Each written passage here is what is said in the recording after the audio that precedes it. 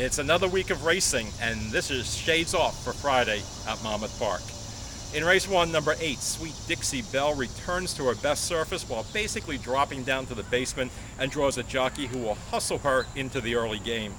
In race 2, number 3, Democratic Trend proved once again his dislike of wet sealed dirt last time, but has run very, very well versus good competition on turf previously. He was cycling back before his toss out last on that wet seal ground and will appreciate the drop down in class here.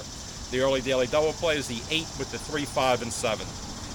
In race 7, number 1, Hot and Slick stretches back out now with plenty of foundation and faces the weakest field she's met this season by far. Number 4, Deputy Gone West Barn is very live right now, and she's dangerous if the surface is conducive to speed. Number 6, Flash Fever is the one to beat off the drop. In race 7, number 1, Spiteful Kiss runs like a router stylistically and could get a great setup and trip here versus a vulnerable field and a less deep one than the recent turf sprints that she's been contesting. Number 8, that he's been contesting. That's one of those horses you want to say she, but it's really a he. I don't know, there needs to be a psychological study on that. I'm not going to do it.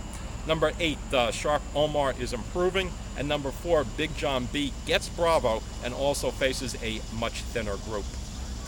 I'll probably get tweets about that.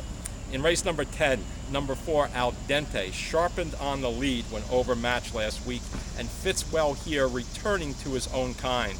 Number 1, Crying Out Loud, fits on the drop. Number 6, Michael P was victimized by bizarre tactics last out, but takes blinkers off and gets a jockey change. Number 2, Staff Sergeant is eligible for 9 winners at 2 lifetime claimers, but exits a real weird race, and I think he can be competitive even though he's a notch above where he may possibly belong.